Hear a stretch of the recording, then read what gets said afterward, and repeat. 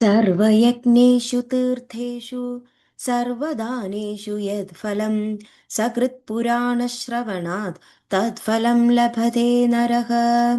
സർവ എല്ലാവിധ യജ്ഞേഷു യജ്ഞങ്ങളും തീർത്ഥേഷു തീർത്ഥാടനങ്ങളും സർവ എല്ലാവിധ ദാനേഷു ദാനധർമ്മങ്ങളും യത് ഫലം എന്ത് ഫലമാണോ തരുന്നത് സകൃത് അതേ ഫലം തന്നെയാണ് പുരാണ ശ്രവണാത്.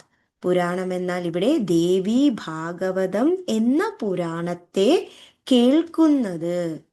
തത് ഫലം അതിനും അപ്പുറത്തുള്ള ഒരു ഫലമായിരിക്കും ലഭതേ ലഭിക്കുക നരഹ ഓരോ നരനും.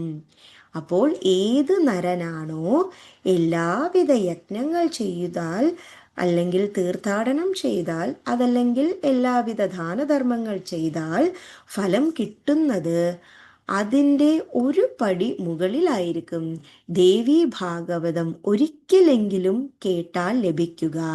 എല്ലാ യജ്ഞങ്ങളും ചെയ്താൽ തീർത്ഥാടനം ചെയ്താൽ എല്ലാവിധ ദാനധർമ്മങ്ങൾ ചെയ്താൽ ഒരുവൻ എന്ത് ഫലം ലഭിക്കുമോ ആ ഫലം ദേവി ഭാഗവതം ഒരിക്കൽ പോലും കേട്ടാൽ തന്നെ ലഭിക്കും. സർവയജ്ഞേഷു തീർത്ഥേഷു സർവദാനേഷു യത് ഫലം സകൃത് പുരാണശ്രവണാത് തത് ഫലം ലഭതേ നരഃ. Thank you.